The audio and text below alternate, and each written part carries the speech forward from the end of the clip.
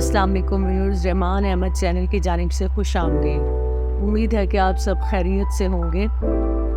आपने अगर अभी तक चैनल को सब्सक्राइब नहीं किया तो कर लें और बेल आइकॉन को क्लिक करें ताकि हमारी नई आने वाली वीडियो आप तक बर वक्त पहुँच सकें। आज हम एक अहम टॉपिक डिस्कस करने जा रहे हैं, वो है डिप्रेशन और ख़ुदकुशी।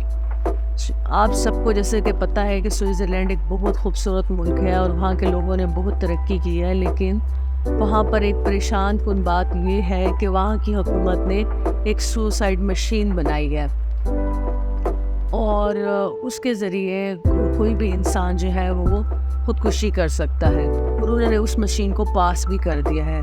यानी अगर कोई इंसान किसी भी परेशानी डिप्रेशन की वजह से ख़ुद को ख़त्म करना चाहता है या मारना चाहता है तो उस मशीन के ज़रिए 2 मिनट के अंदर इंसान जो है वो बिना किसी तकलीफ़ के मर सकता है। परेशान कुन बात ये है कि इतने खूबसूरत मुल्क होने के बावजूद और इतने तरक्की याफ्ता होने के बावजूद वहाँ पर भी ख़ुदकुशी और डिप्रेशन ये मसला जो है वो दरपेश है।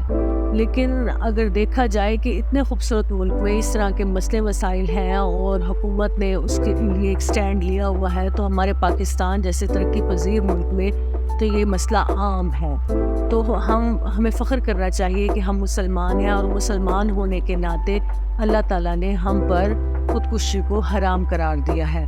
बाज़ औक़ात माशी मसाइल, आपसी मसाइल, कारोबारी मसाइल या मुख्तलिफ़ किस्म के मसाइल की वजह से बेशुमार चीज़ें होती हैं जो इंसान को डिप्रेशन का शिकार कर देती हैं। जिस तरह से आपको पता है कि हमारे मुल्क में इन्फ्लेशन की वजह से कुछ लोग गरीब तबका जो कि बेरोज़गारी की वजह से और अमीर तबका अपने कारोबार और दूसरे मसाइल की वजह से डिप्रेशन का शिकार है। तो हमें इस मसले को सीरियस लेना चाहिए, क्योंकि ख़ुदकुशी किसी भी मसले का हल नहीं है। इंसान नमाज पढ़ता है, वो कभी भी डिप्रेशन का शिकार नहीं होता और कभी भी ख़ुदकुशी की तरफ नहीं जाता, क्योंकि अल्लाह ताला ने ख़ुदकुशी को हमारे लिए हराम करार दिया है। ख़ुदकुशी किसी भी मसले का हल नहीं है, उसके लिए मसाइल से लड़ना पड़ता है और उनका हल ढूंढना पड़ता है। अगर कोई भी इंसान डिप्रेशन का शिकार है तो उसे चाहिए कि वो नमाज पढ़े, अल्लाह ताला का ज़िक्र करे, हजूर पाक सल्लल्लाहु अलैहि वसल्लम पर दरूद पाक भेजे। इस तरह से वो डिप्रेशन का शिकार नहीं होगा और ना ही वो ख़ुदकुशी करने की तरफ आमादा होगा। तो नमाज, अल्लाह का ज़िक्र और नबी पाक सल्लल्लाहु अलैहि वसल्लम पर दरूद भेजने के साथ साथ कुछ मेडिकली भी इसका ट्रीटमेंट किया जा सकता है ताकि इंसान डिप्रेशन से बाहर निकले और उसका जहन जो है वो ख़ुदकुशी की तरफ ना जाए। अगर दुनिया का डेटा निकाल कर देखा जाए तो मुसलमानों की तादाद या मुसलमानों का रुझान जो है वो ख़ुदकुशी की तरफ सबसे कम है।